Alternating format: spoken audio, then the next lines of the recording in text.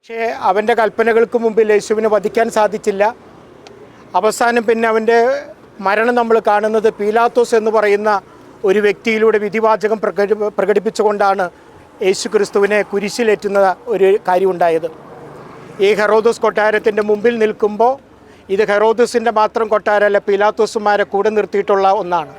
എറണാകുളം അങ്കമാലി അതിരൂപതയിലെ വൈദികരെ സസ്പെൻഷൻ കൊടുത്തും ഡിസ്മിസ് ചെയ്തും ഇവിടെ നിന്ന് നിർമ്മാർജ്ജനം ചെയ്യാമെന്ന് ഇവർ വിശ്വസിക്കുന്നുണ്ടെങ്കിൽ മാർ ബോസ്കോയോട് പറയാനുള്ളത്, എന്ത് തിട്ടൂരത്തിൽ ഒപ്പിട്ടാലും അത് സ്വീകരിക്കാൻ ഞങ്ങൾ തയ്യാറല്ല. ഞങ്ങൾ ഒന്നിച്ചു നിന്ന് പോരാടും. ഒരു 3-4 വൈദികർക്കെതിരെ നിങ്ങൾ നടപടിയെടുത്താൽ അതുകൊണ്ട് അവസാനിക്കുന്നില്ല. ഈ അതിരൂപതയിലെ 450 വൈദികരും നിങ്ങളുടെ സസ്പെൻഷൻ ഓർഡർ സ്വീകരിക്കാൻ ഞങ്ങൾ തയ്യാറാണ്. നിങ്ങൾക്ക് ചങ്കൂറ്റമുണ്ടെങ്കിൽ ഞങ്ങളുടെ ഇടവകകളിൽ നിന്ന് നിങ്ങൾക്ക് ഇറക്കിക്കൊണ്ടാൻ പറ്റുമെന്ന് നിങ്ങളൊന്ന് പരിശ്രമിച്ചു നോക്കൂ. ഞങ്ങളുടെ ജനം കൂടെയുള്ളിടത്തോളം കാലം ഇവിടെ ജനമാണ് ശക്തി. ഈ ജനത്തിൻ്റെ ശക്തിയിലൂടെയാണ് ഞങ്ങൾ ഈ കത്തോലിക്ക തിരുസഭയെ മുന്നോട്ട് കൊണ്ടുപോകാൻ ഞങ്ങൾ ആഗ്രഹിക്കുന്നത്. അതുകൊണ്ട് ഇതിൻ്റെ ഉള്ളിലിരുന്ന് എന്തൊപ്പിട്ടാലും ഞങ്ങൾ പലതും ഇവിടെ തിരിച്ചു കൊടുത്തു. ഡയറി തിരിച്ചു കൊടുത്തു, ക്രിസ്മസ് കാർഡ് തിരിച്ചു കൊടുത്തു.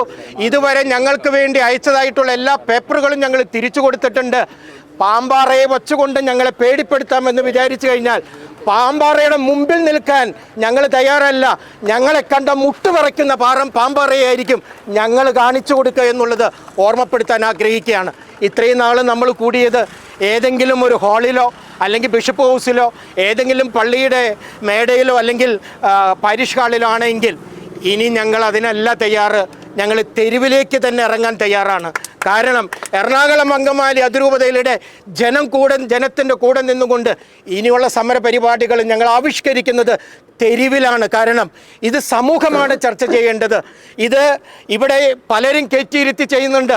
ഒരു ACP ജയകുമാർ ഇവിടെ മണിക്കൂറുകളോളം ഇതിൻ്റെ ഉള്ളിൽ വന്നിരുന്ന് അട്ടിപ്പേറ് നടത്തിയിട്ട് ഈ രൂപതയിലെ വൈദികർക്കെതിരെ എന്തെങ്കിലും ചെയ്യാമെന്ന് വിശ്വസിക്കുന്നുണ്ടെങ്കിൽ മിസ്റ്റർ ACP ഞങ്ങളതിന് തയ്യാറല്ല. കാരണം അങ്ങ് എന്തൊക്കെ ഇവിടെ വന്നിട്ടുണ്ടോ അന്നൊക്കെ ഞങ്ങൾക്കെതിരെ പ്രവർത്തിച്ചിട്ടുള്ളൂ, അങ്ങ് ഞങ്ങൾക്കെതിരെ ലാത്തി വീശിയിട്ടുള്ളൂ, അങ്ങ് ഞങ്ങൾക്കെതിരെ ആജ്ഞയിട്ടിട്ടുള്ളൂ. പക്ഷേ ഒരു ACP ജയകുമാറിൻ്റെ മുമ്പിൽ മുട്ടുവിറയ്ക്കുന്നവരല്ല എറണാകുളം അങ്കമാലി അതിരൂപതയുടെ മക്കള് വൈദികരെന്നുള്ളത് ഞങ്ങൾ താക്കീത് തരികയാണ്. നിങ്ങൾ അടിച്ചൊതുക്കിയാലും ഞങ്ങൾ അറസ്റ്റ് ചെയ്ത് കൊണ്ടുപോയാലും ഞങ്ങൾ പിന്മാറുമെന്ന് നിങ്ങൾ വിചാരിക്കേണ്ട. അതിന് നിലകൊള്ളുന്നവരല്ല. അതുകൊണ്ട് പ്രിയമുള്ളവരെ, നമ്മുടെ ഈ നിൽപ്പ് സമരം 1 മണിക്കൂറാണ് നമ്മൾ പ്രഖ്യാപിച്ചത്. അതിവിടെ അവസാനിക്കുകയാണ്. ഈ നിൽപ്പ് സമരത്തിൽ പങ്കെടുക്കാൻ എല്ലാ പള്ളികളിൽ നിന്നും ശുശ്രൂഷകൾ അവസാനിപ്പിച്ച് ഇവിടെ ഓടിയെത്തിയ പലരും കാപ്പി പോലും കുടിക്കാതെയാണ് വന്നിരിക്കുന്നത്. ഇനി വീടുകളിലേക്ക് പോകേണ്ടവരാണ്. ഞങ്ങൾക്ക് ഇത്രയും പേര് ഇവിടെ വന്ന് ചേർന്നതിൽ എല്ലാ വൈദികരോടും നന്ദി പറയുന്നതോടൊപ്പം ഞങ്ങളെ ഈ കാര്യങ്ങളെല്ലാം പ്രക്ഷേപണം ചെയ്യാൻ ഇവിടെ എത്തിയ മാധ്യമ സംഘത്തിന് എല്ലാവരുടെയും പേരിലുള്ള നന്ദി ഞങ്ങൾ അറിയിക്കുകയാണ്.